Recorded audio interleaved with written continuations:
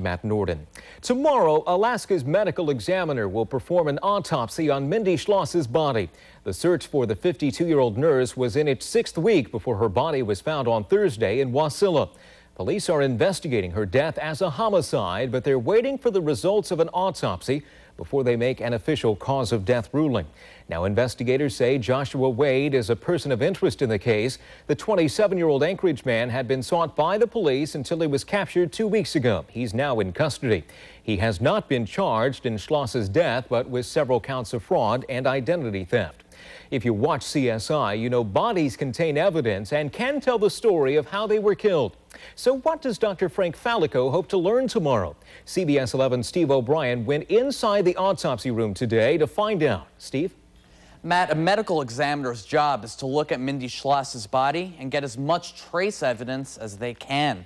That means any kind of material that may have been left behind by the person who killed her. It's a complex case, one that could take a couple of days before the cause of Mindy's death is released. Medical examiner Dr. Franc Fallico has performed around 1,000 autopsies in his career, but Monday's case could be a tough one. Mindy Schloss's body will be on the table, and there's a lot of questions about how her body was found. Part of my job is to develop a timeline, that is, if the body is decomposed, how long would the body have to remain in a particular environment to show that level or degree of decomposition. A sexual assault nurse will be on hand looking for trace evidence as well. Examples of that would be fibers, secretions, any material holding DNA. We will take particular attention with any wounds that we see on the outside. We will document those wounds, of course, photograph them, and try and interpret them at the autopsy table. But it may not be easy. Those wounds could be gone, and other obstacles could prevent us from knowing how Mindy was killed. But the fact they know it's Mindy is one obstacle they already jumped over.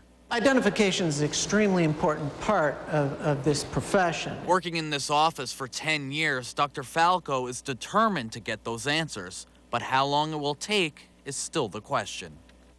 Dr. Fallico expects a team of investigators in the morning, from police to troopers and the FBI. As far as when the results will be in, if there's trace evidence to examine, photographs to analyze, and x-rays to review, the autopsy could take 2 days. Keep watching CBS 11 News for updates.